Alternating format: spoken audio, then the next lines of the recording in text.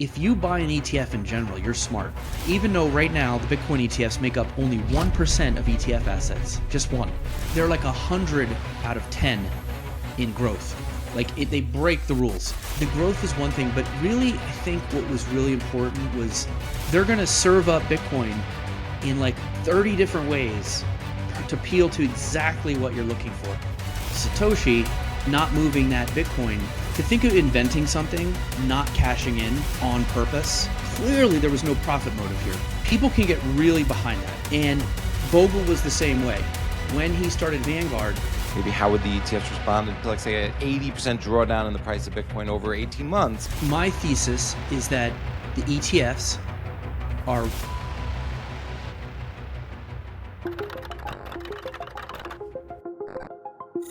what is real? How do you define real? You can't jump into cash. Cash is trash. What do? You get out. Eric Balchunas is Senior ETF Analyst at Bloomberg Intelligence, where he leads the ETF and passive fund research and contributes to Bloomberg Opinion. He is a frequent speaker at industry events and conferences, as well as co-creator of the Bloomberg podcast Trillions and Bloomberg TV's ETF IQ. Eric is author of the Institutional ETF Toolbox. He lives in Philadelphia with his wife and 2 boys. Eric Balchunas, welcome to the Bitcoin Matrix podcast. How are you? good. I'm pleasure to be here. I'm a listener, so this is exciting. Well, that's very flattering. I'm excited to talk to you. I want to just really start off with your background. I can't imagine what it's like, but what I do see, I mean, you're a journalist, you work at Bloomberg, you cover ETFs, so I'm assuming you like finance. So, like, how did this all come together? Did you go to college for journalism, for finance? Were they both of interest to you growing up? Yeah, I went to college at Rutgers, and I applied from Tennessee because my mom was my legal guardian. I got in-state tuition, but I didn't know Rutgers that well, so I accidentally went to Cook College, which is one of the colleges within it that's agriculture. And so I initially majored in biology, but went to Chem 101 and walked right out. I was like, there's no way. It just didn't click at all. I tried to put a square peg in a round hole. So then I ended up writing for the Daily Targum, which is the newspaper, and I really liked that. I still have old clips. I remember there's a story where I covered the Fed, Greenspan and stuff, and I covered like shows on campus, and I was like, this is it. I want to write, and I really enjoyed it. So I switched to communications, journalism and communications, but I couldn't do that from Cook, so I had to minor in environmental economics in order to graduate from Cook. It's kind of a weird quirk, but anyway, when I went to my economics 101 class, I liked that a lot too. It made sense. It was much more, it just clicked to me more than Chem did. Chem was almost like seeing Chinese or something. It was like totally foreign feeling. Whereas economics, I just liked the way it filled in the dots of how the world works and the economy. So I ended up getting a job at as a financial journalist at Institutional Investor right out of college. So I was writing about derivatives. Then I got a job writing about mutual funds. And then I did a PR job for a little while. And PR is kind of related to journalism. And eventually, about 4 years after graduating college, I got a job at Bloomberg doing public relations. And so that was my first job. And I remember writing press releases about different things that were being released in the terminal, and got a good feel of the company that way in PR. I was able to move around, really taking the company. And then 9/11 happened. I moved from New York to South Jersey, and I decided to transfer to the Princeton office of Bloomberg, and all they did there was data. So I just basically did something I didn't really dream of doing at all. I never dreamed of like putting data into like, fields. It was a lot of data entry back then, especially before automated FTP and whatnot. It was like printing out prospectuses and putting in like fund data. At first I was like, I can't do this, but I stuck it out and ended up becoming like a data guy, and I got ETFs coverage around 2006, and I really latched on to ETFs. I was like, it must, honestly, having gone to a couple crypto conferences now, what I found in ETFs in 2006 is very similar to what the crypto people found, where once you see it, you can't unsee it. And I was like, ETFs to me were like 5 evolutionary steps beyond the mutual fund. The metaphor I've used in the past is an MP3. You know, it'd be like being in the music business and going, holy moly, this MP3 is it's going to completely change everything. And so I was like, I'm going to be the ETF guy on Bloomberg. And nobody really cared internally too much then. And so I got to own the space. And then I developed a TV hit I used to do. I started writing for the web page a little bit. I would do seminars. And then I got recruited from research, which is Bloomberg Intelligence. And so ultimately, after about 12 years in data, now I've been doing research for 8 years. So in my job now, I write about ETFs. I have a team of 10, 11 people. And we're doing, research now. You can't just publish something and like hope and be done. You have to promote it and stuff. So my research job actually uses some of the PR job that I had, which is promotion, and then also the journalism. There's a bit of, keeping your ear to the ground, developing people to talk to who are really smart. And so it seems like the perfect job now, but it was not a real straight path at all. And then that's how I got introduced to Bitcoin and crypto was all the filings over the last 10 years. But in particular, the BlackRock one is when I really dove in. So I've really enjoyed ETFs because it's never a dull moment. They cover everything. So you have to be a mile deep and a mile wide. And you can really never be a mile deep and a mile wide, but it's fun to try. And so that's just what so I'm, happy doing this. And it's been a fun time to be an ETF analyst. Crypto has definitely given it this real energetic boost, beyond the normal stocks and bonds and active and all that. It's just like a whole nother dimension to the job. Wow, there's a lot to unpack there. I mean, it sounds like you've been in the industry for over 20 years as a journalist. It sounds like since 9/11. Yeah. And so I'm sure you've seen like so much change in journalism and the business of journalism. And you have to build a team, or you've gotten to build a team, and you're in different parts of journalism, your podcasts and shows and the written word. Were you also actually an investor, alongside this? And did you get hooked on some of the things you covered? None of this is financial advice, but, because, maybe, I don't know how you feel. Like, were you lucky or really foresaw how big ETFs and how long-term of a sort of program that would be in the, sort of financial space for you to cover and even stick with and grow? I mean, I remember when I thought about starting a podcast, I was like, I never want to pick a topic that I would get tired of. Yeah. And honestly, I say never a dull moment in ETFs. There's never a dull moment in crypto. In fact, I always said time moves faster in ETFs, but time moves even faster in crypto. I would say crypto is like that planet that Matthew McConaughey visits in Interstellar, where like 10 minutes there is like 7 years on Earth. That's what I swear to God. It is. Because then I come back into ETFs and look at some of the other new filings, and it's like everything slows down a little bit. But anyway, it's interesting moving between the worlds. But I never was huge in like stock picking, or I'm just not a natural gambler. So my investing would be pretty boring. I did a 401k, but in New York, when I was working there in the late 90s, I remember withdrawing my 401k just to like have money to party and live and stuff. I didn't.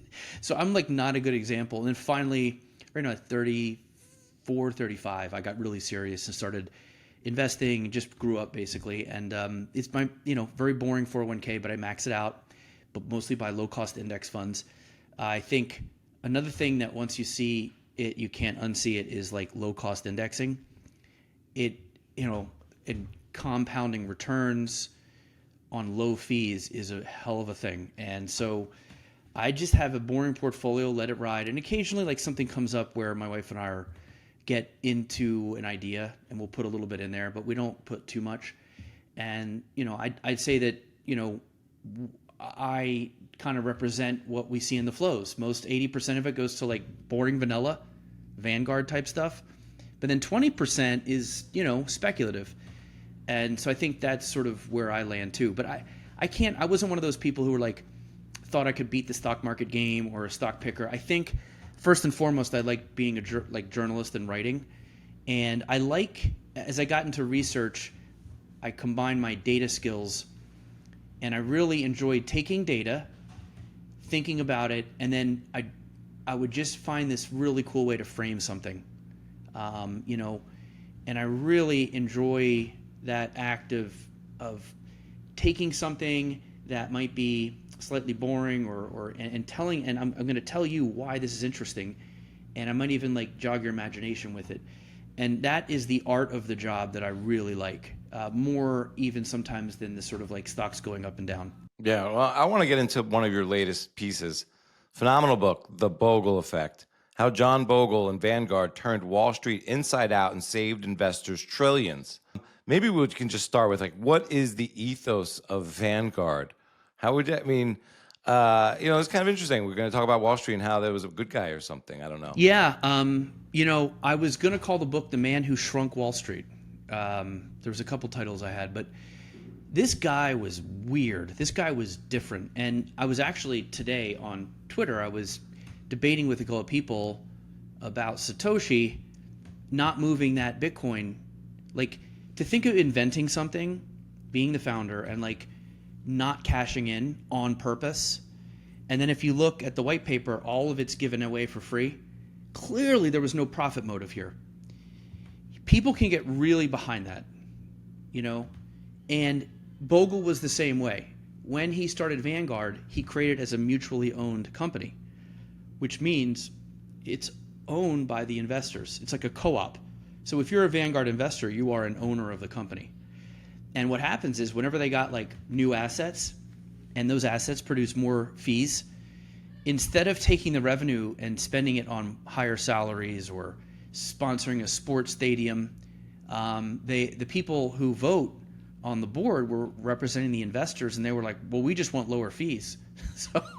So it became this like cycle of more assets, less fees, more assets, less fees for 40 years, to the point where the Vanguard ETFs, the index fund, started at 50 basis points. They're now 3. And so you basically get everything, you know, all your stocks, all your bonds, REITs, international, I mean, you name it, for under 5 basis points. So what this guy did, in my opinion, was it's still the only mutual owned company. Because what's weird about it is there's just no motive to do this. If you go to Wall Street and you're going to work 10 hours, 12 hours a day, 6 days a week like he did, you're going to build a big company and manage all these people and like stress yourself out. You want to get yours. You know what I mean? And I don't judge that. That's normal. It's weird to purposely give away all future riches to the customers. It's an odd thing. And he eventually ended up with about 80 million, I believe, ballpark, when he died. But in Wall Street terms, that is nickel dime for creating the biggest fund manager to ever exist in the United States by 2 times. And so there are some ethos similarities, I think, with Satoshi, in that for Vanguard investors and employees, it's really easy to get behind that, you know. And so they seem to say a little bit of a cult-like status in Vanguard, and they're actually out in Malvern, PA. He purposely set the company up in like Valley Forge because he used like the Revolution. They called it Vanguard because the Vanguard ship was the ship that Lord Nelson was manning that took on Napoleon and stopped him from world domination. So like Bogle had like a whole thing about challenging the Wall Street thing. And so what he did is he basically did it from the inside out. He created something so potent and powerful that the customers just couldn't resist. Satoshi's there is a similar vibe there in the trust and the banks, and I was, you know, I read all Bogle's books. In 2000, I think it was 10, he had a whole book where he just bashed the banks and the great financial crisis, but he bashed everybody, government, you know, all the people who were involved, the media, the rating agencies. He let everybody have it. And so it's interesting, the parallels that I see. On the flip side, he wasn't a big commodity investor, so he thought like gold and Bitcoin didn't make sense as in your portfolio. But and that's where the divide happens. But ethos-wise, a lot of overlap, I think. But remember what I just said, when the company didn't sponsor the sports stadium, they didn't do this, and they decided to just lower the fees? This is where I think the crypto industry could learn from this guy, because I remember watching TV one night and seeing FTX on an umpire's the padding the umpire wears when he's like calling balls and strikes. I was like, FTX was advertised on an ump's padding, and I'm like, this isn't even the target market. Like, I get FTX, like, I don't know, I get a Super Bowl ad maybe, but like, it seems like FTX was just like, it was a red flag for me. I'm like, how much money do they have? And so I think the intermediaries could learn a lot from Bogle, in that you always want to make sure you hook the customers up from time to time. And that will bank goodwill and help you from getting disrupted down the road. And I think that's the bigger message for crypto from Bogle, is that idea of just, always making the customer feel good, thinking of them, if you get big, pass on economies of scale, stuff like that. Yeah, it seemed like he referred to customers as souls, which was very interesting. And he was a very, some would describe him, I guess, as black and white. And, he was a bit of a rage monster, and he was critiquing everybody, but it would critique himself, it seemed like. Yeah, he was pretty equal opportunity. Somebody had called him once the grandfatherly assassin or something like that, and that was a good phrase. He looked like Henry Fonda from On Golden Pond, at least when I caught up with him in his 80s. He had a sweater vest, khakis, looked very like just a nice old man walking down the street, but the stuff coming out of his mouth was pure punk rock. I mean, that's why I got interested in him in general. I remember I would, Bloomberg TV's on the background in the office a lot, and every time Bogle was on, I was like, he'd be like, yeah, all this trading, it's a loser's game. You can't win.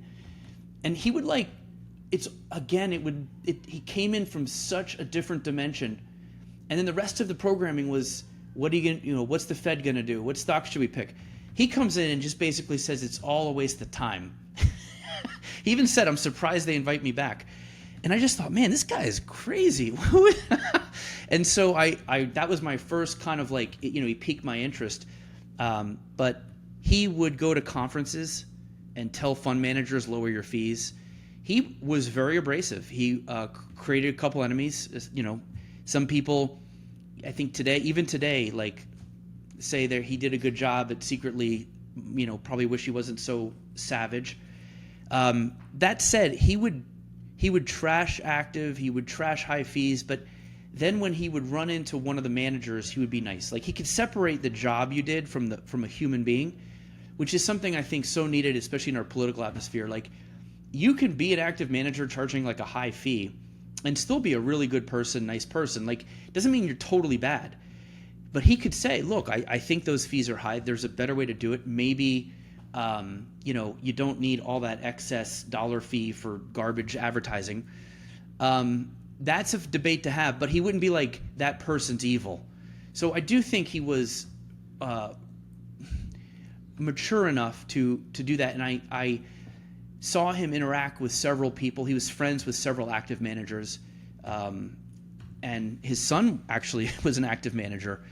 And he would just say, like, look, it's fine. It's just the math doesn't really work. Like, you just can't beat the market after you include these high fees and trading costs. It's like too much to overcome.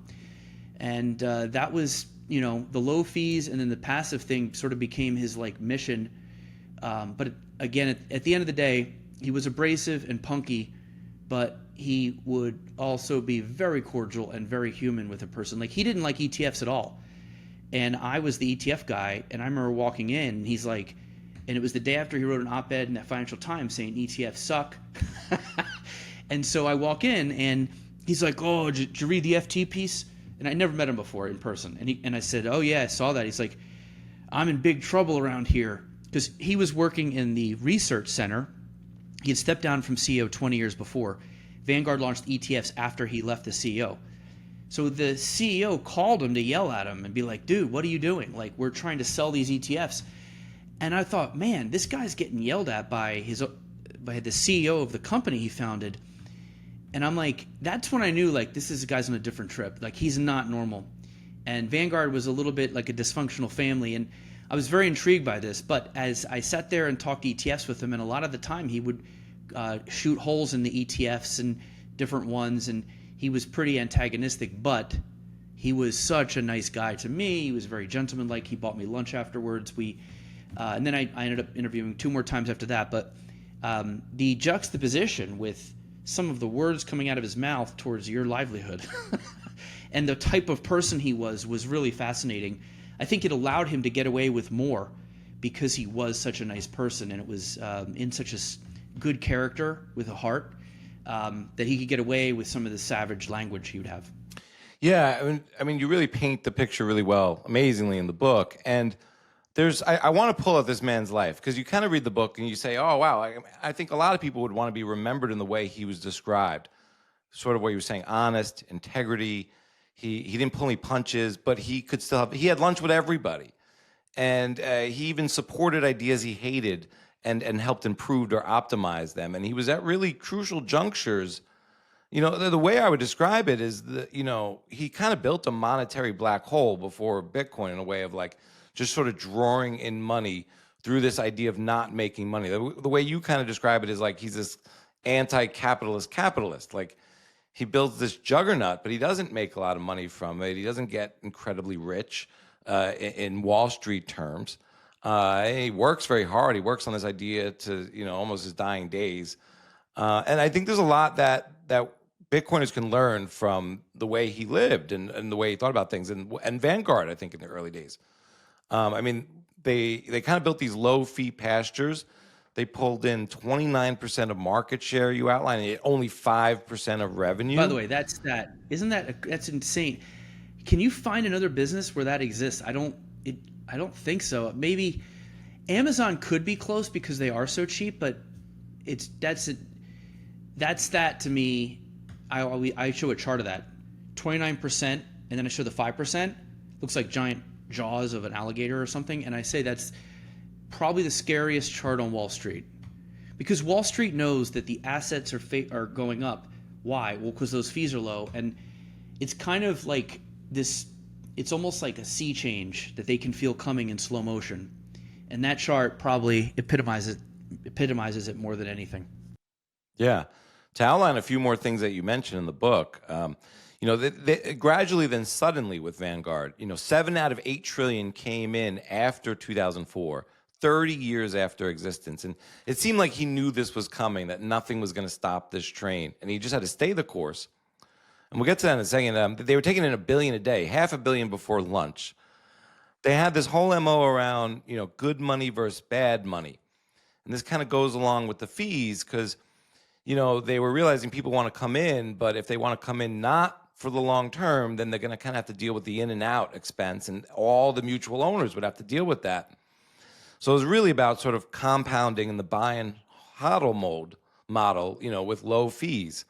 You know, ensure everyone kind of hangs in there and don't do anything stupid because it'll start to add up. What about the origin story then of Vanguard? Would this have happened if this man had never gotten fired? No. And this is something that you have to acknowledge, as much as you want to paint him as St. Jack and all that. And there's a lot of truth to that. He didn't like come out of college thinking I'm going to do all this good stuff. It was circumstantial. Now, he came out and he was actually the CEO of a popular active fund company called Wellington. And he was, you know, when the markets are going really well and like nobody wants like a balanced fund, they want like all the like the ARK, they more the Cathy Wood type stuff. That was the 60s. Everybody wanted like high beta stock funds, and so they were losing money. And he was young, and he said, you know, he was a young. They had made him CEO pretty young, I think 34 years old, something like that. And so he thought, you know, he goes, I'm sitting here selling bagels, but everybody wants donuts. And the donuts are flying off the shelves across the street. I got to hook up with a donut provider. So he interviewed all these firms to try to like partner with them. And a lot of people said no.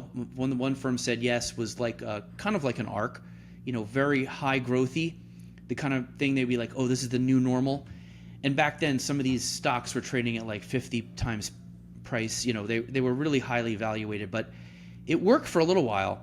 But then in order to team up with them, he actually gave them voting control. It was a huge mistake on his part.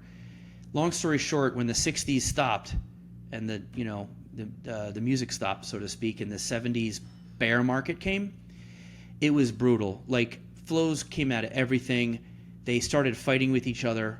Bogle felt that these guys had ruined his Wellington firm that he was all he kind of felt like he like murdered his own kid, like he betrayed his own company. And so in order to work out how they would move on together, he had to sell them because they had majority ownership of how he would do that. And he said, well, how about this?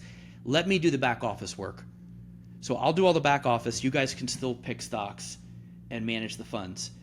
So they said, okay, that's a way to sell to the board that Bogle isn't like trying to get rich. He's going to run the back office. Boring. We don't want to do that anyway.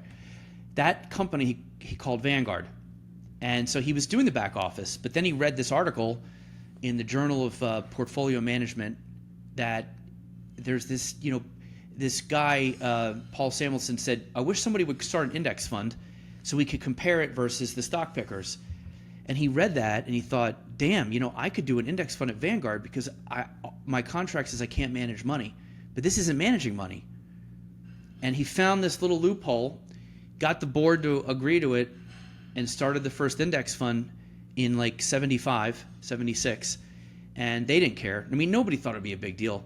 At the time, you have to understand, an index fund at the time was viewed as average.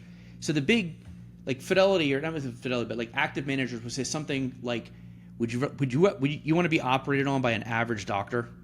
And so they'd use these other professions and be like, who wants average?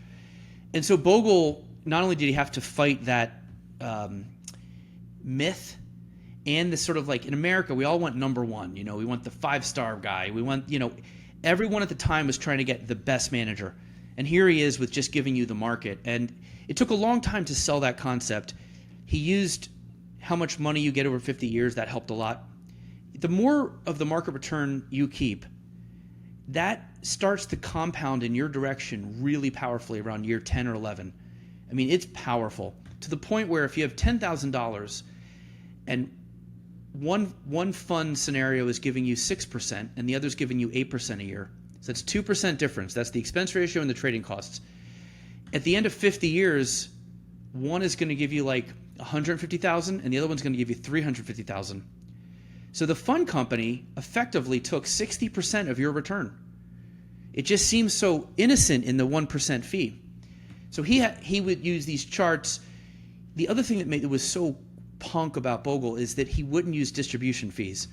Back then, it was just brokers, and brokers wouldn't put mom and pop in a fund, their client, unless the mutual fund gave them like 5% distribution fee, like a kickback, basically. He wouldn't do it. And so he existed outside of the whole system. It would be like making a movie and not letting any of the streaming services carry it or theaters. You have to come to my backyard to see it. You better make a damn good movie, right? And that's what he did. His movie was so good, and the word of mouth got so strong over the years, a lot of brokers left the brokerage business to become RIAs just so they could use Vanguard funds. And so he totally, again, this is slowly, just completely changed multiple games inside the Wall Street apparatus.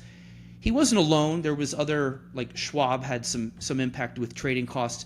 But I think his impact was broader than just father of the index fund in some of these ways. So it took, like I said, took a long time for them to get even a couple $1 billion because nobody would use the funds at the place because they wouldn't get paid. So this was not taking bad money, as you mentioned earlier. There were many times in his career where he purposely put off instant gratification or a shorter road to growth. He delayed the gratification over and over in order to make the foundation stronger, bigger, and more powerful. Most people cannot do that. It's almost anti-human to be that strong and purposely take the left instead of the right when you have these moments. And I give him credit, and to the stat that's related to the gradually then suddenly is he stepped down as CEO in 1996. So he had run the company for 20 years. 98% of their assets came after he left. So he was only there for 2% of Vanguard's assets today, which is, again, that's crazy. Yeah, I mean, you think about like Satoshi, how many coins he may or may not have, but think about the market cap of Bitcoin when he left. It was like so small, like almost 2% probably of what it is now. And the journey of Bitcoin after is so huge. But I'm sure, it's like once you push that snowball down that mountain or that glacier, it's going to get bigger. It was almost like Bogle had this sacrificial lamb mindset of like do everything for the customer at my own expense in a way, or at the company's own sort of like profitable expense in terms of becoming a behemoth or like a Goldman Sachs or a BlackRock, but like just and treating the customer like a human. And if he just kept on that road, everything would work out. And he did this thing where he just started, like you were saying, he ran the numbers over and over and against the grain and against the narrative, and just let them speak for themselves. He wouldn't pay the distribution or the marketing or any of it. And he would show up everywhere and he'd be like, yeah, why do they want me here? I'm just going to rail against them. No, it's good stuff. So you wonder, I mean, what kind of heart did this guy have? What happened to him when he was a young man? Yeah, there's a chapter in it called Explaining Bogle, because I was like, a guy that is this big of an anomaly, I feel like you want to know, like, what goes into this, like what mixture forms this unique specimen. And he had heart problems his whole life, like literal heart. And I think he had over 6 like trips to the hospital after heart attacks. So he had a heart transplant, I want to say when in his 50s, I can't remember the exact time, but he got a heart transplant and lived, I think, 30 years after that. Anyway, the fact that he was so close to death his whole life, I think I've read other stories and it kind of tracks with other people who do special things. Sometimes a near-death experience or something where you are pretty close to the other side can really give you focus and purpose. And so I do think his literal heart played a role in his having a mission. I also think, like, to me, he was that circumstance with his partners, I think played a role. And I think he thought, I will never betray my company again. I will, because he betrayed his company, his clients. So he kind of like learned trial and error, like what not to do. And then I also think, like, I put in there, like, he was World War II. This idea of, like, Buffett, how he like drinks cherry Coke and like, still eats McDonald's. And some people rail on this image of his, but it's pretty true. Like, he's pretty low maintenance, right? You never see him doing anything too crazy, right? And he seems like the kind of guy you could have a Coke with. Like, he doesn't seem out of touch. To me, Bogle and Buffett were cut from the same cloth. They were more like my grandparents than my parents. They are not boomers. And so his son was telling me he wore the same khakis like for 40 years. Like, he didn't really spend money. His family would have to force him to get new clothes, and he just wasn't a spender. He didn't care about material things that much. And that's why I thought, in a weird way, he was miscast in this industry.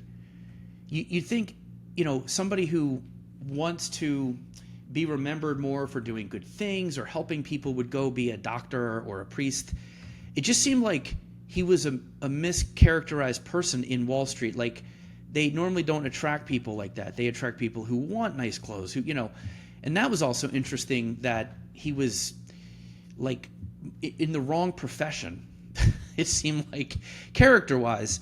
Buffett a little bit too. He built this huge company and he's going to give all the money away basically. But I also think there is some World War II Greatest Generation type, and I was with him for 3 different interviews that were over an hour each, and I got that vibe. I felt like I was hanging out with my grandparents.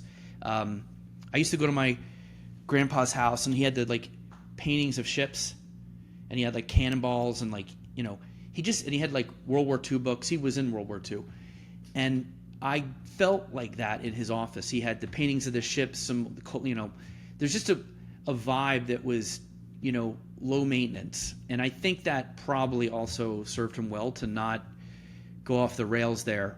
But I also think that, like, in his psyche, he did want to be liked. And I think, his son would say, like, sometimes they'd be on vacation and someone would stop and say, "Oh, Mr. Bogle, thank you, you helped my family." And he would eat it up. Like, he definitely, in my opinion, we all got a hole inside, depends on how you want to fill it, right? I think he filled it with appreciation and admiration. Whereas most people go to Wall Street, they fill it with material, power, excess, money.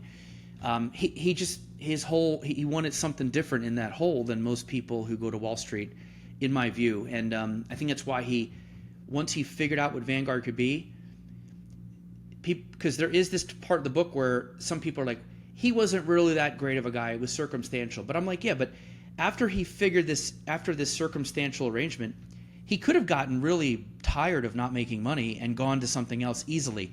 He purposely dedicated all his time and energy for 40 years to this thing. And so I think it fed him more than money would have.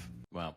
Well, did you get to interview Warren Buffett about Bogle and his thoughts on index funds? So yeah, kind of. I went to our TV people, Bloomberg TV, because I don't know how to email Warren Buffett. I mean, it's not, you can't really Google it. And they were nice enough to go, okay, well, look, you can email his assistant, but like you read the notes and it says like, because I think reporters try to email him, and it's like, he won't get back to you, don't do this, don't do that. Like it's a lot of like, don't get your hopes up. Anyway, I emailed this assistant and I said, hey, I'm writing a book about Jack Bogle. I have 4 questions.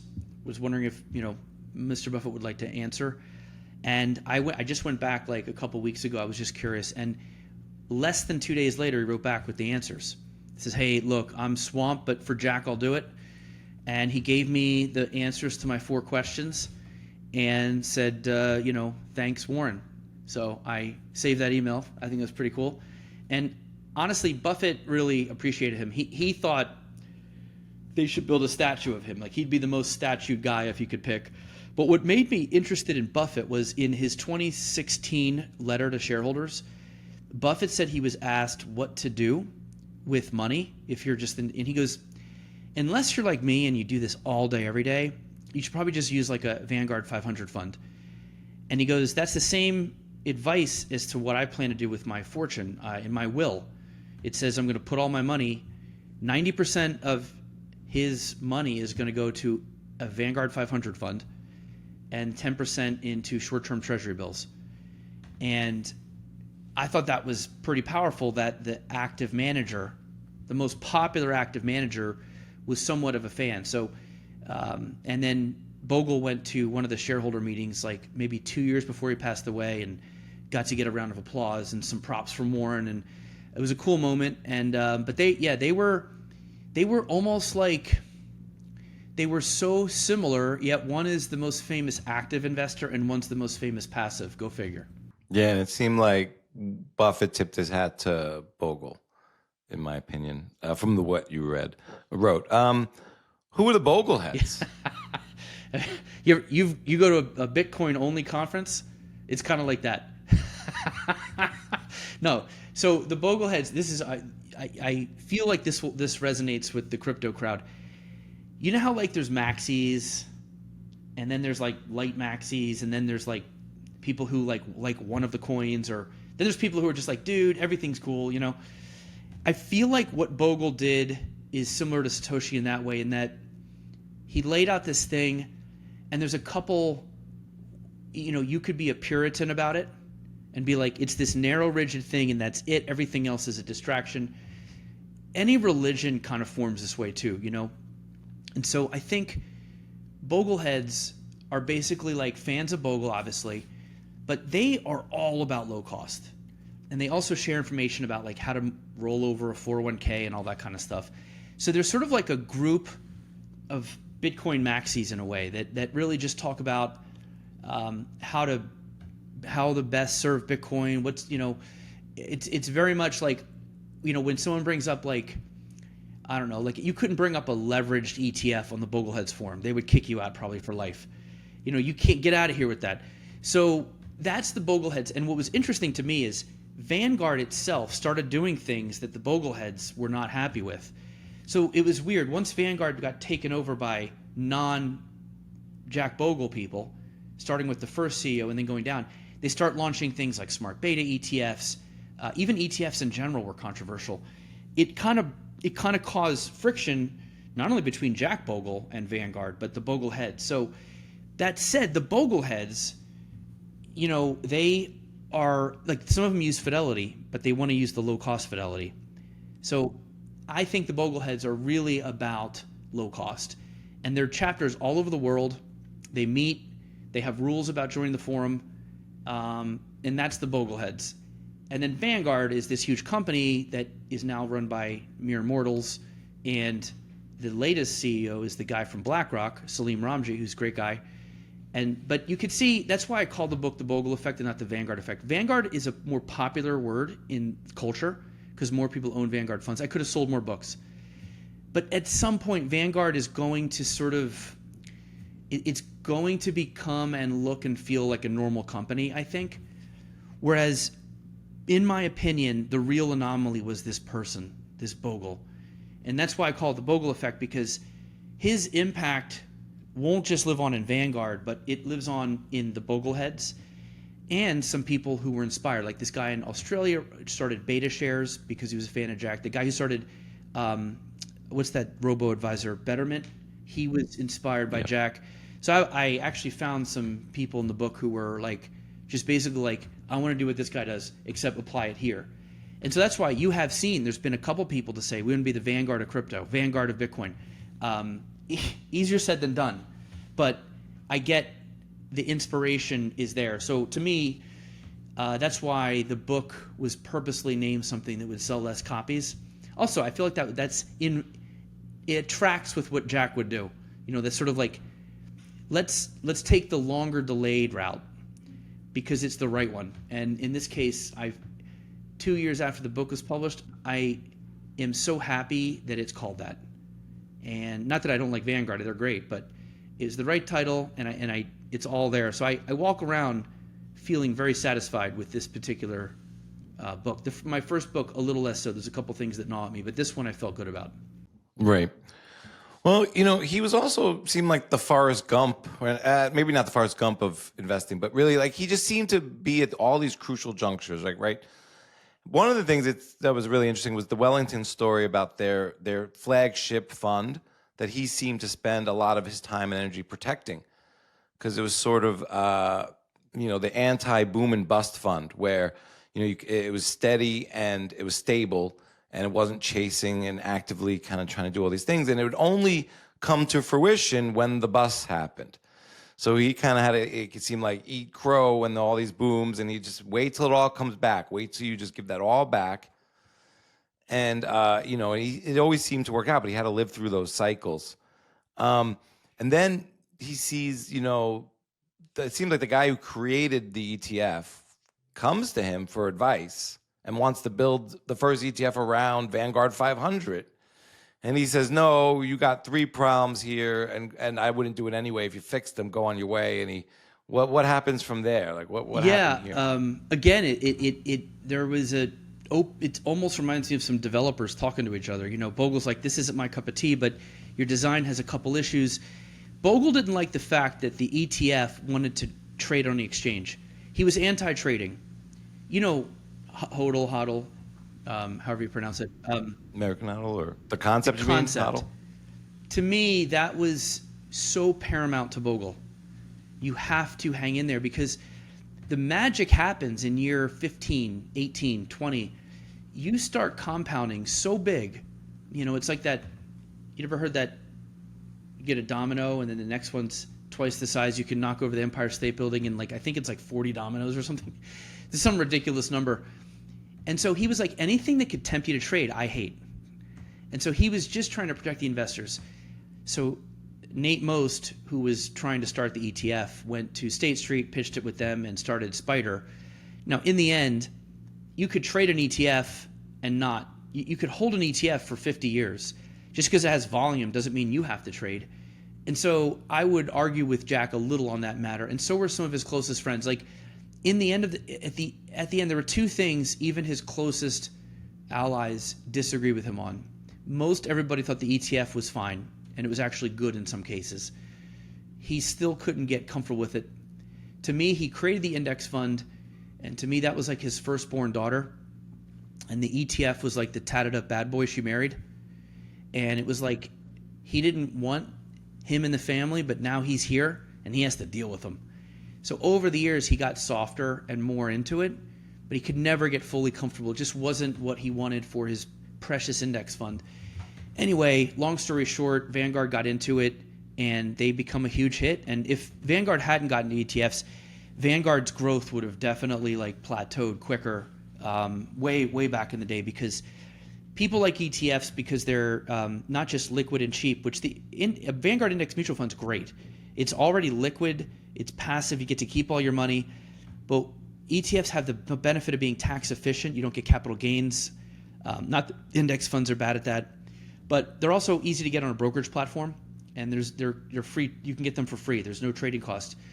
People really like that, and so ETFs were just they popped into the digital world a little cleaner than the mutual funds. And as they took off, he wrestled with it, but ultimately, I think a lot of the low-cost ETFs out there are full of Bogle's DNA. But he also didn't like how crazy it got. Like, they would take an index, which is normally market cap weighted, and they'd be like, hey, let's weight it by dividends, or let's weight it equally. That's called smart beta. Then they'd be like, oh, let's just hold semiconductor stocks. Then they'd be like, oh, let's just hold like stocks that millennials like, and it started to get crazier and crazier. So he was on our TV show once and he was like, did you see they got a whiskey ETF? What in the hell's going on here? I mean, and in his books, I'd say half of his books, he just rails against these random thematic ETFs. I mean, he was bothered by the Frankensteination of the ETF, the index. And he said he woke up like feeling like Dr. Frankenstein. What have I created? So he didn't like the trading, and he didn't like the proliferation of crazy designs and marketing. He thought all that was bad. Most people would agree both those things aren't good. I think, though, when he let those two things overwhelm the good attributes of ETFs a little bit. And that's what we argued about a lot in our meetings. And that's one reason I wanted to write the book also, was that when I got into meetings with him, it wasn't like I sat there with my little pen and paper and like, yes, sir, what did you think about this in 1975? I went in there because he was writing books at that time. So he was writing books about funds, and I was a fund analyst. So we were in there going deep on like really nerdy data things with ETFs and mutual funds. And I was like, it was like arguing with a peer in a way, because he was really working just like a fund analyst, and he had papers pulled and looking at dollar returns. And so we really had more of a debate. It was fiery and way more interesting than, like a young person going in and getting some platitudes from the old man. And that happened on 3 different occasions. And so when he passed away and it was COVID, I saw my dictaphone sitting there on my desk, and I was like, I got 3.5 hours. And I was like, I got extra time because some things got canceled during COVID. And I called my buddy and I was like, should I do this? And I was like, yeah. And I was like, I need to show people what I see in this guy. And all those interviews, I knew there were some diamonds, some real nuggets of truth and humor even. And I'm feel good I got that on the page. Again, it was a pain in the ass. Writing a book is a pain in the ass. But when you're done, you feel lighter, and you're like, a book lasts a little longer than articles and stuff. So, but that dictaphone sitting there was a big reason. And the reason the dictaphone was like calling to me was because of how rambunctious our meetings were.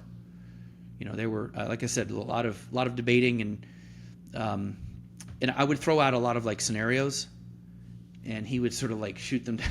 It was just, as he got older, how again, in a way, he was kind of like a Bitcoin maxi, except for, index funds. He said you didn't need international. You don't really need small caps. You don't really need, you could have little bonds. Ultimately, S&P 500, hold it for 50 years. So at Vanguard, he started like sector funds. He started value. He started growth. He started a lot of stuff that he ended up basically trashing. And he's like, it's all distraction. You really just need to do this one thing. And so it's interesting how a lot of people do this in investing, where they start on their way and they go from very complicated and they slowly get simpler and simpler till they arrive at this very simple truth, and then they're done searching. And I felt that's what happened with him. And so, but when I met him, again, that's when he would trash stuff he even created. And just because he had arrived at this, like, I don't know, very Buddha-esque place of like simplicity and this is all you need and just be patient. But that can be easier said than done. People like to fiddle with stuff, and what he's telling you is a very boring way of investing. And I see this with the crypto people sometimes on Twitter. I'm like, dude, you got to really like look at the 5-year picture or even the 20-year. Like, they get bummed when it doesn't go up that day because they saw like, well, why isn't it's up more? I'm like, honestly, you're up like 50-60% in the past year. Like, I'm happy to get like 10% as a 60-40. Like, you're doing fine. And I think sometimes you can get caught in the day-to-day charts and pricing. And honestly, I think it's a recipe for like madness. I think you could really you could drive yourself crazy. But he would say the same thing. He just put it away, go about your life, and you don't worry about it too much. It just be patient. And it's hard though. So there's a chapter in the book called, as you know, The Art of Doing Nothing. Because there's an art to not touching it and to not, and even to finding ways to distract yourself while this tree that you've planted grows. Yeah, hodling is hard. Really, he kind of really got that through, and I think that like he saw how just all those expenses or anything that you do that you're not hodling is just a waste of, it's going to go in the wrong direction for you. It was really, I wanted to know two things I would want to know what he thought about would be not so much Bitcoin as a commodity, because it didn't seem like he liked commodities at all. So maybe I wouldn't run the numbers there, but on inflation, I wonder how he felt or would think about if inflation was explained to him as maybe a cost or as an expense. And if he ran the numbers with that, and maybe that would bring him to Bitcoin.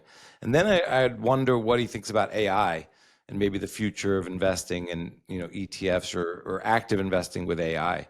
That would be interesting to hear his thoughts. Yeah, I mean, I wish I could have asked him about inflation more, because one thing I've noticed is that if you don't acknowledge currency debasement and have at least a little worry about the national debt and the breaking from the gold standard and just runaway fiat, I just don't. Then you look at Bitcoin as like, just a basic commodity, or even less, a token or a scam. Like that FT video, which I thought, it was the person looked like they had good faith to try to understand MicroStrategy and stuff, but they never went over the problem. And of course, you're going to compare it to your teeth or like a baseball card if you're not acknowledging the problem, because then the solution doesn't make any. You're like, oh, why do I need this? You don't know there's a problem. So I would love to hear his take on it. I think what he would probably say is something on the effect of, dividends from stocks can help offset inflation. The stock market itself is it has shown to go up with inflation and give you enough. So this is, I argue with Barry Ritholtz, who's a very smart advisor. He wrote a book called How Not to Invest, and he pushes back on the currency debasement, declining purchasing power of a dollar chart, because he says, well, everybody's wages went up and nobody stuck a dollar in the ground. They went and invested it.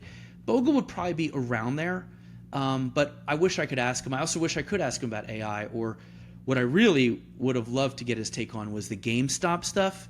You remember that? His head would have exploded. I mean, he had some colorful commentary for degen retail traders and that whole thing. He would have gone wild. There would have been some juicy quotes there. But yeah, I do wonder what he would have thought of this. But if you start to take that stuff seriously, I just think that's when you give Bitcoin a fair shake. The other thing is, he would want internet stocks in his S&P 500, right? Especially as they got bigger. A lot of these blockchains are like tech stocks in a way. They're trying to create networks.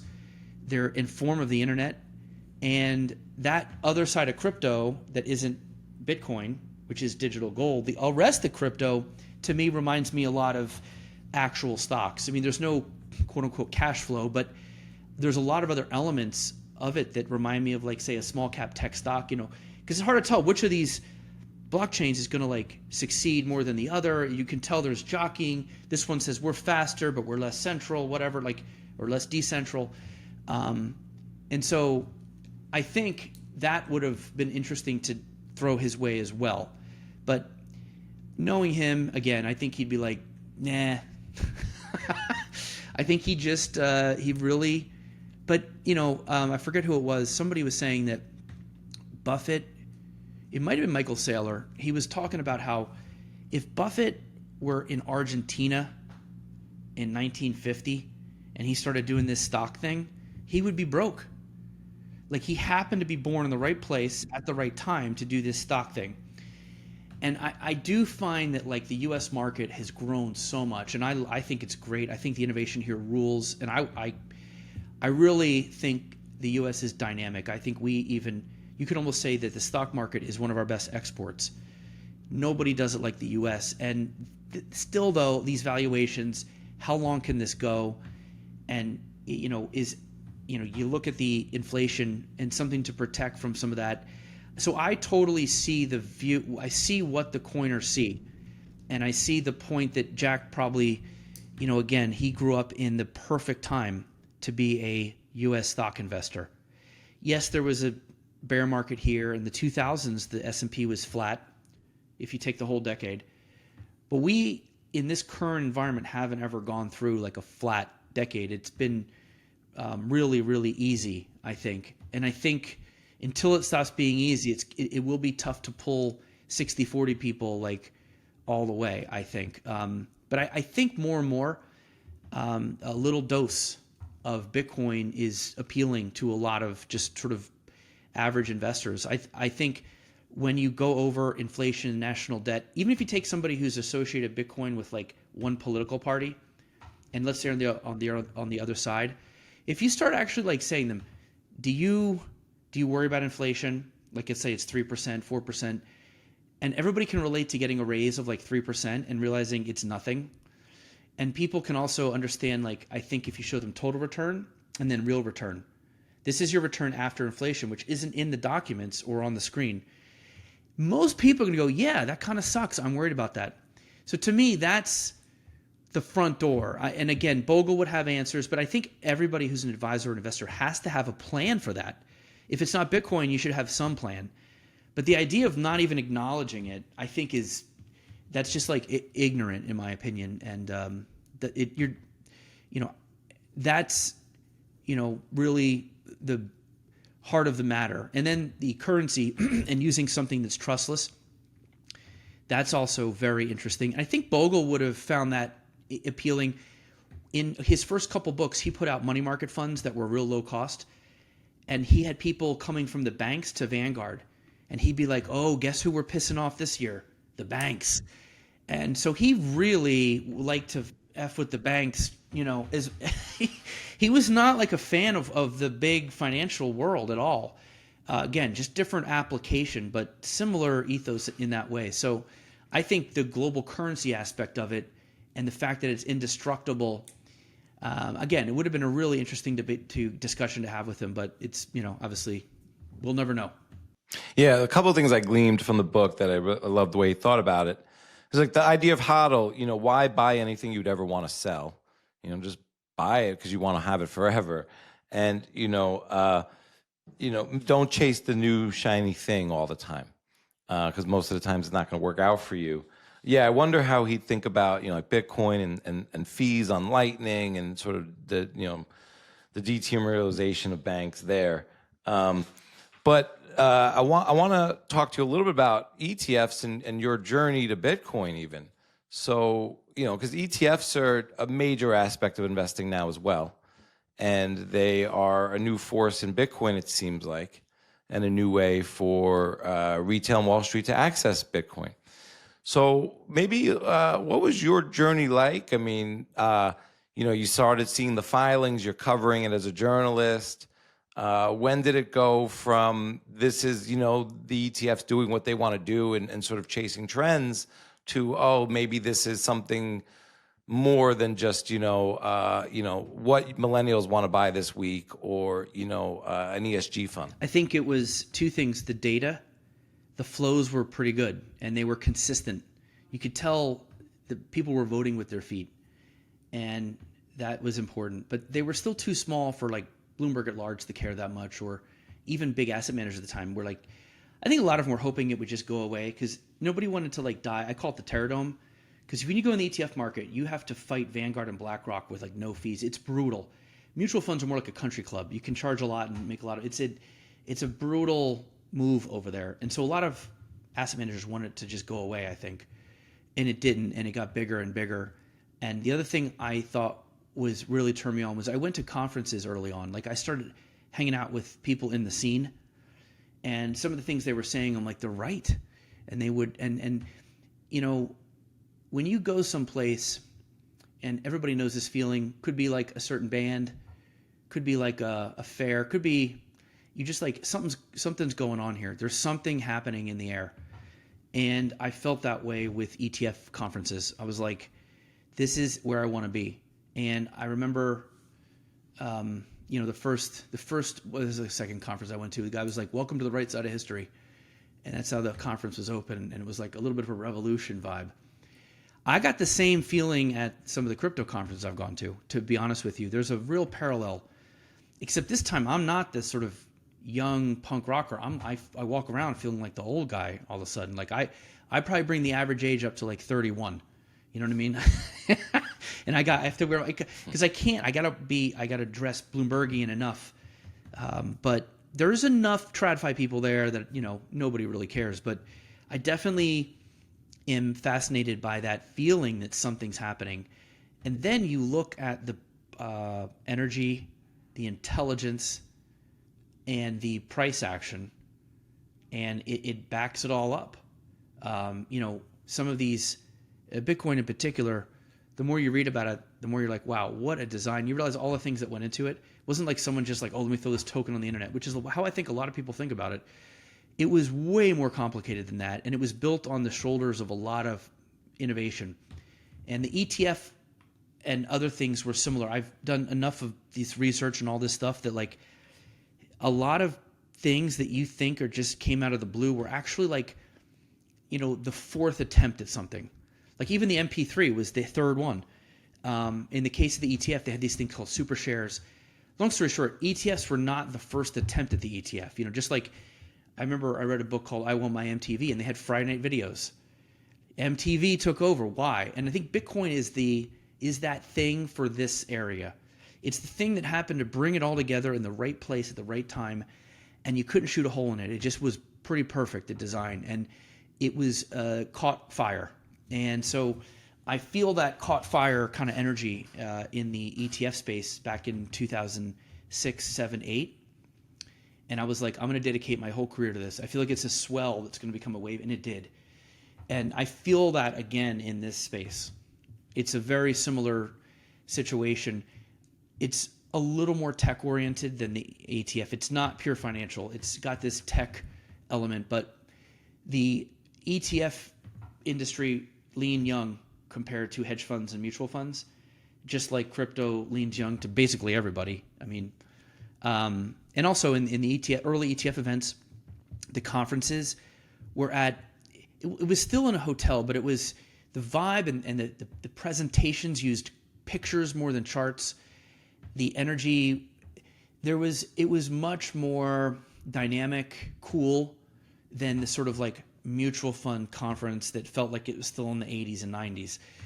And the crypto conference now makes the ETF conferences look like those mutual fund conferences. That's how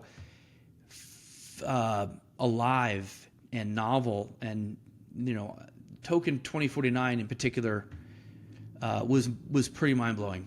I don't know if you've ever gone to one of those, but it was 15,000 people. I mean, there was just so much going on, and like people were learning and having fun at the same time.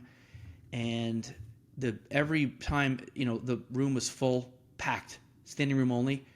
That's another reason I like speaking at these. Like you get like rooms of hundreds of people. Like there's a lot of people who are eager to learn everything. And I think that matters. I always tell people who aren't really, like, if they're like, oh, isn't that just gambling? That's another thing I get. It's just gambling. I'm like, okay, well, look, pick a crypto conference, just go to it. Pay the admission or, go with the job. Maybe you can get in through a free pass or Bloomberg or something. And just spend like 2 days there. Just go to the panels, talk to people. I dare you. And I think that's that's how I really got into ETFs, and that's how I was like sure that I was going to like throw myself into this and like start reading all these books off of Amazon. Because once I decided to be an ETF person, I'd be like, oh my God, this week, because I did a weekly segment, I was like, this week I got to talk about the VIX ETFs. Oh, I don't know much about VIX, so I'd have to like either like totally just crowbar in an article off the internet or get books. So I get books on oil, books on fundamentals. So ETF kind of gave me this like education, and that was fun. It is fun to keep learning. And so every time I learn about a new asset class, I was like, I felt a little more energized. This has the same thing. You start to learn about, okay, what is proof of work? And then you're like, oh, that's really cool. And that learning process keeps you, I think, young and vibrant. And so there's a lot to learn with crypto. I mean, it can be intense at times. There's times where I have to like read a paragraph twice. I'm like, okay, so there's a lot to it. And I think that's attractive though. Yeah. Speaking of sort of attractive or attracting, with these huge flows into Bitcoin ETFs, what is the progress have been like for traditional TradFi, readers or, viewers of your content on ETFs? Like, the people in the business, are ears perking up? Is it just about fees yet? Are they seeing a bigger thing? Is it getting to be, you have index funds, you have ETFs, they're things onto themselves. Do they maybe see Bitcoin as a thing onto itself yet? Yeah. What has been your journey there? I think the big move was BlackRock. It's not, the growth of the ETF is mind blowing. It's already in the top 25 biggest at a year and 4 months old. Again, the next youngest is 12 and a half years. That's insane. The growth is one thing, but really, I think what was really important was BlackRock's brand. They're the biggest asset manager globally. Vanguard's biggest in the US. And then Fidelity too. And those two together, but in particular, Larry Fink went on all the shows and basically showed he did a 180 on it. And I think that gave a lot of traditional finance people air cover to finally invest in Bitcoin. The other thing the ETF did that you can't underrate, as somebody who tried to get my own wallet and get the crypto from the exchange into the wallet and the address, it is cumbersome, full of friction, and costly if you're a newbie. I mean, you are going to pay through the nose for that Bitcoin, and it's going to be, you're going to have to call somebody or watch a video on YouTube to figure out how to get it into a cold wallet. And that's ETF. You just roll out of bed, in your underwear, fire up Schwab and click buy, and you own Bitcoin. And that's that. And it's safely with somebody else, and it's SEC regulated, and the fee is low cost, and the liquidity is great. When you trade an ETF, it's 1 basis point. That's going to be 100 to 200 times cheaper than an exchange.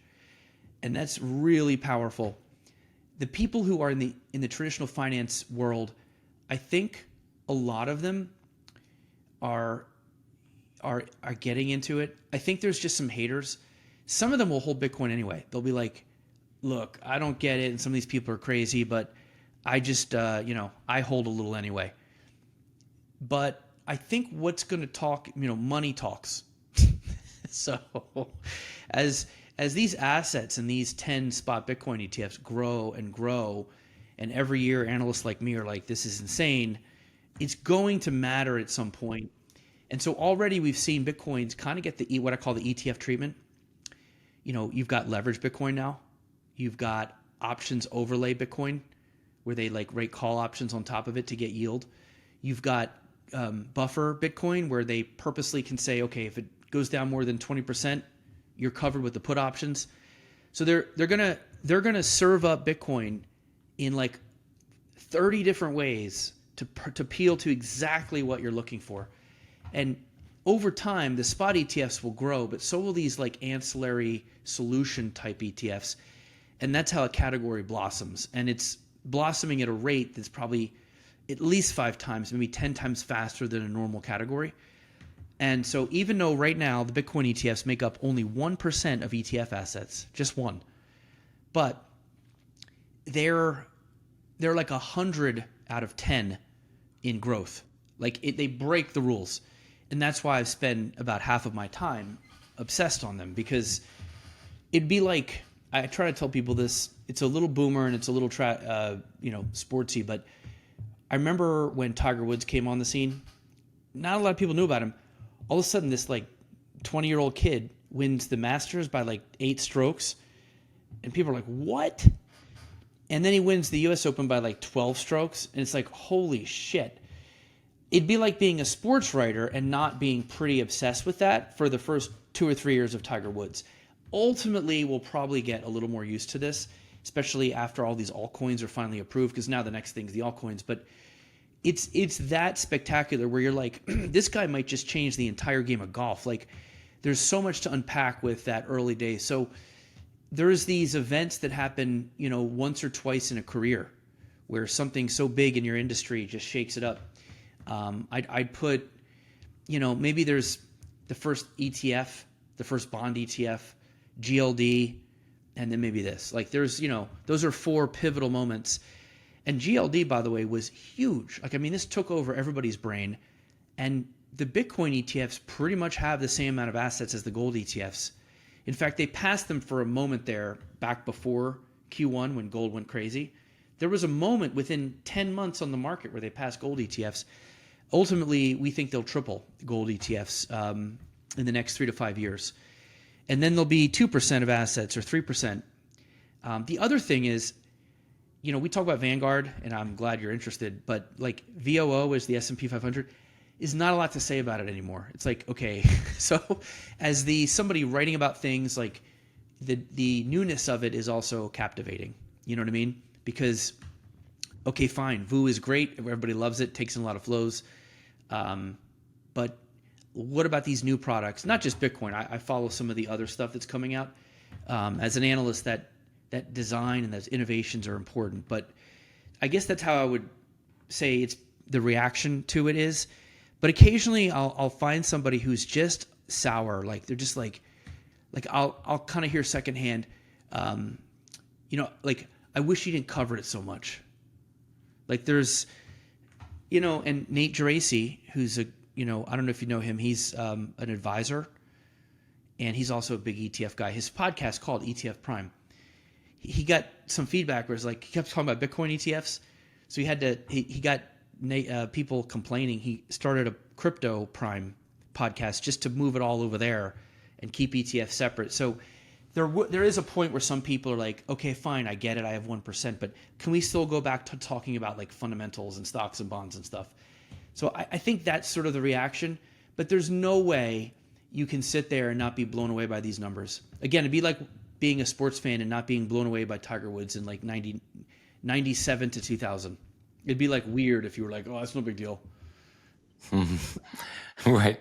So then maybe going forward, I mean, with this all prognostication, and neither one of us are professionals maybe at that, but how does this affect maybe the Bitcoin cycles going forward?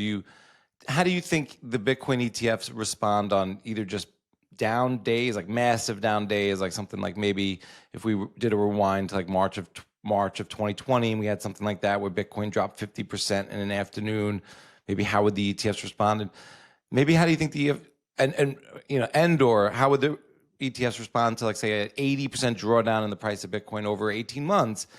And I guess along that is really then asking, like, could the ETFs sort of make that all go away, if these are true hodlers? So my thesis is that the ETFs are way better hodlers than people thought. And I've been saying this before it was cool. If you buy an ETF in general, you're smart, because you had to make your way through the intermediaries and people trying to sell you bullshit. Because ETFs are cheap, lean, mean. I mean, you got to be smart to use those. So the people are smart anyway. They probably have a low-cost core for the serious stuff. Their nest egg, and they have a little Bitcoin. They're not going to be as panicky when it's 2% or 3%, right? They're going to be like, yeah, it's fine. I expected it to be hot sauce. But the more you get those people in who are pretty good hodlers, I mean, I can tell from stock ETFs. Stock ETFs have bad years. They still see inflows. They show a pattern of being good. Then you're going to have less volatility because there's less people who panic. Now you throw in Michael Saylor, who's buying a lot, and he says he's never going to sell. And those two, in the last 18 months or 16 months, bought all the Bitcoin. Everyone else was a net seller. And they bought all the dumps. Remember the dump after dump? Unlock this, dump that, dump this. They garbage canned all those Bitcoin in. And so it went from maybe less strong hands to stronger hands. And I think that's part of why it didn't go down as much. It went down when stocks went down in Q1, but it didn't go down twice as much like it did in COVID. It wasn't like a 2x beta. It was more like 1x. But then when it bounced back like 2x. That's a good sign. And the ETF flows the rolling net flows got to 40 billion. Then when the rough patch happened, they went down to 35 billion. So only 5 billion of the 100 billion total assets left. That's 5%. 95% of the people stayed. That was made for a smaller hole to dig out of. So both the ETF flows and the price had smaller holes to dig out of to get back to all-time highs. That's half the battle is less down. Then it's easier to go up. It's like defense in sports. If you can keep the other team to 14 points in football, you're probably going to win. But if you give up 40 points, you're going to, your offense has to go crazy. And so I think the defense is getting better for Bitcoin, and I think these ETF holders will help. Now, there's black swans. There's things that happen that are beyond our foresight, COVID, whatever. If there is a drawdown of like 60% in like a couple days, I'm not sure what'll happen. That will mean some serious shit's going on out there. Hard to say how that will go. All I know is that the SPY ETF has lived through 9/11, the dot-com bull burst thing, 2008, and I never saw it like lose that much of its assets. Even on months where it had outflows, it wasn't that bad. I think it always had at least 60% of its assets. And that again, that was in the early days of ETFs. So I think if it went down to an extreme level, you might find more than 5% leaving, right? Or if it has this slow grind down to 30% over 2 years and it just does nothing, yeah, you'd probably have some people, there's just always going to be performance dictating narrative. And, the narrative could start to change to like, oh, it's actually not a big deal, or that could definitely damage it. So I'm not saying anything's absolute, but we've had a couple experiments here with it, and they've gone really well. And we've also seen that the owners have gone from like, oh, I saw Tom Brady on TV, let me buy it, right, to serious ETF investors, advisors, institutions, corporations, and maybe even governments and strategy. Those more stable holders are going to help lower the volatility. And the good thing about that is the lower the volatility is and the lower the correlation gets, the more it can be positioned as like new gold. Because right now the one beef is, well, gold is zero correlation and like has about a third of the volatility of Bitcoin. And so people who are big fish, is a little, they don't want a tech stock, they want gold. They want something to like hedge inflation, hedge the gold money printer, but they don't want to pull their hair out with the volatility. So if the volatility can still creep down, it's been creeping down over the past couple months. It's to the point where I think last time I checked, it was only a little almost double gold. It had eaten up a little bit. And so if it can continue to go down, I think you're going to see bigger investors use it, and that should help it go down even further. So I feel like we're on this like this transition period where it's going from like retail to like half financialized. And in the financialization process, the volatility should come down, I think. That's my thesis. That explains this Q1 issue. But again, we're all going through this at the same time, and the future is inherently unknowable. And if there's some black swan I'm not seeing, I got to give up that option that could like throw all this out the window. I have to give some acknowledgement to that. But if there's run-of-the-mill sell-offs, I see it, history repeating, which is good in this case. These boomers, as everybody calls them, they look pretty strong. I agree with pretty much everything you said. I agree with the thesis, except half my brain thinks that volatility is definitely going to go up somehow. And also, everything I think is going to happen won't happen. And somehow there will probably be a black swan that none of us can see. Well, just real quick, one thing on that. Two things about Bitcoin caught my interest before I cared. Where I was like, it was almost like the way when I heard Bogle speak on TV. I'm like, I wasn't writing about him at that time, but I was like, that's interesting. One is it just seemed to piss all the right people off. Like it really, like I shouldn't name names, but like someone like Paul Krugman, just the fact that he was so upset about it, I was like, something must be good about it. I like that he's upset about it. Just being honest. Like if you're uptight, it just bothers you for some reason, and that's a good thing. The second thing is, it came back from these basically near-death experiences over and over. There was multiple times where I was like, oh, okay, fine, it's gone now. And it came back and back. And then when you study other things that have come back from like 50% drawdowns multiple times, you realize it's all the best stocks on planet Earth. It's Amazon, it's Microsoft, it's Berkshire. Like only stud things come back 3 or 4 times. And that's why I was like, I gave it respect. And I think that's where, even if we have a black swan event, this thing's like a cockroach. I mean, it'll still come back, but I'm just telling you, I don't know if you could count on 95% of the people staying if it goes down 70% in a month. I doubt it. But even if half the people left, over time, as things healed and it went back up, they'd come back. So I think that's, even in a black swan, you're looking at something that's going to continue to survive. Yeah, I agree with everything you said there. It'll be interesting. I think MicroStrategy or Strategy, MSTR, will qualify or be eligible for S&P 500, 500 inclusion. I think it'll take a while to get in. I think especially around maybe his sellers, I think a lot of voting rights, and I think they might push back on and have a negotiation period over all that. But it would be interesting how that drives indexing and ETF funds and things like that. You note in the book that Bogle and sort of his monetary black hole that he invented led to $1 trillion in savings for investors. This is money that would have otherwise belonged to the financial industry through things like fees. And why you sometimes say Vanguard's gain is Wall Street's pain.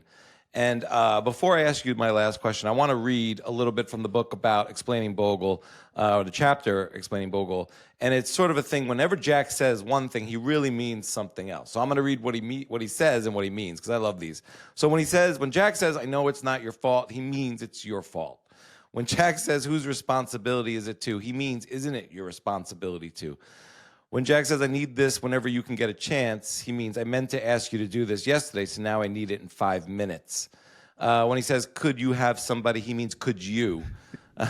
When he says, wiser heads than mine will have to decide, he means someone else will have to make the decision, but I'll be sure to make it to the right decision or change it to the right decision. When he says, you decide, he really means, do what I would do. When he says, I'm sure it's my own fault, he really means, well, it sure isn't my fault. When he says, don't spend too much time on it, he really means stay as late as you need to, but make sure it's right. When he says something doesn't look right here, he means you screwed up the whole thing. Sometimes he says, have you double-checked these numbers? He really means there's an error. And when he says, I hope you didn't stay too late, he really means I don't care if you stayed late as long as it's finished. When he says, I need it by 3 o'clock, he really means I need it by 1 o'clock. When he says, well, don't take my word for it, he means back into the number. When he says, do I have to do everything around here? He says, you're not holding up your end. When he says, I think the number is something like 264, he really means I just read in Barron's that the number is 264. When he says, could you take a whack at this? He really means I'll rewrite your version later. When he says, have you read the Windsor Annual? He means there's an error in the Windsor Annual. When he says, do you have time to review this letter? He really means drop what you're doing and review this letter. And when he says, pick me up around 7-ish, he means pick me up at 7 and not 1 second later. This just really also reminds me of how family members sometimes talk to each other. But it was great. Jack sounds awesome. You're awesome. My final question for you would be, how has maybe Bitcoin changed you, if at all? Like I said, I think it's given me some new energy. Because I'm attracted to the novelty of ETFs. There's always, one day you're in China, next day you're in small caps. Bitcoin is it's a whole asset class in itself, and it's new, and it involves things that are harder for me to understand right off the bat. So it's just it's given me energy, and it's really I guess helped me see again a lot of like monetary policy and the issue of money itself really puts that into focus. So I think those are things that I probably didn't think about all that much. The other thing is just I think it's generational, and I enjoy interacting with the crypto community on Twitter in particular. I find that they're pretty self-effacing. Like when crypto goes down, they all go put the McDonald's hats on. I feel like the haters, when crypto goes up, they don't do the same. Like they don't take L's well, but the crypto crowd takes L's really well, and I like that. They're sports, and they do memes really well, and they I like that the scene feels pretty good, and I've gone to some of the events, and so it's sort of like I said, it's given me a little dose of youthful energy, I guess. I'm getting older. I've been doing this for 25 years, and I've seen a couple people like me who actually went from traditional finance into Bitcoin. You can tell they're really alive. They're really into it. They're passionate, and it's exciting to see. And I personally like going between worlds. That's where I like to be. So I like going back and forth. But I will say the amount of time I've been spending over there has been really worth it. And then all these ETFs coming out, tracking all these different coins. We're probably going to have like a Pandora's box kind of explosion this summer of all kinds of stuff. And all these things, like you have to learn about what do they do, where are they going. And so, like I said, it's just a challenge, and that's a good thing. But I will say the growth in particular, just absolutely mind-blowing. Like, that's it. Again, it's once every decade, you get something like this that comes along your plate as an analyst where you're like, wow, this is like a game changer. So anyway, that's sort of, I guess, my experience with it. My only critique, and again, this is where I hope TradFi or Bogle can, two critiques. One is your mood being tied to the daily price. That's a bad recipe. That's like possible mental health issues down the road. That's all. Number two, because you're miserable a lot. It's like you're miserable. Yeah, most days, 99.9% of days. The other thing is just that intermediary thing. My experience of trying to go through the intermediaries to get actual Bitcoin onto a wallet, it sucked up a lot of money, like fees, and that's a little bit of a red flag. Reminds me of seeing FTX on that catcher's jersey. That's the one area where I'm like that they could actually use a little of TradFi, because I do find sometimes there's a little bit of arrogance with TradFi is just boomers and suits, and I don't need stocks and bonds, and they all suck, and it's all part. And I don't know. I'd be a little more open-minded. That'd be my one suggestion. Yeah, for sure. I mean, it's you have some people in the industry who are trying to do the picks and shovels thing, and we need picks and shovels, but it's really hard making money selling the picks and shovels, and it tends to trend to zero. So and I think a lot of people are in the exchange business because it seems like one of the few ways to make money in Bitcoin in the early part of the eon, but it's a tough business, and that just trends to zero because you got to be there for your customers, and they want lower fees. So, which is Bogle's legacy here. So I appreciate this so much. It's been so dope, Eric. I really appreciate you coming on the show. If someone like me grew up in the shadow of New York City, started my career, auditing sort of Wall Street firms and working in Manhattan around the same time as you did pre 9/11 and 9/11, to speak to someone like you, a reporter at Bloomberg, is really cool. So thank you so much for coming on the show and taking the time. I really appreciate it. I'll leave it to you for any parting words and let people know where they can find you and your work. Thanks for having me. It was a pleasure. And you can find me on the Bloomberg terminal. And if you have that, you can IB me anytime you want. And then on Twitter, X, I post a lot there. And I have a podcast called Trillions, which you can get anywhere you get podcasts. It's a great name. Thank you so much. You got Eric. it. Thanks. Thanks for tuning in to this episode of the Bitcoin Matrix. If you enjoyed the conversation, don't forget to like, subscribe, and drop a comment below with any questions or thoughts you may have. We'd love to hear from you. You can support the show by checking out our sponsors and affiliate links in the description. It helps keep bringing you great content while connecting you with awesome products that I believe in. Share this episodes with your friends, family, or anyone curious about Bitcoin. And let's keep growing this community together. Stay curious, keep stacking, and I'll catch you in the next one.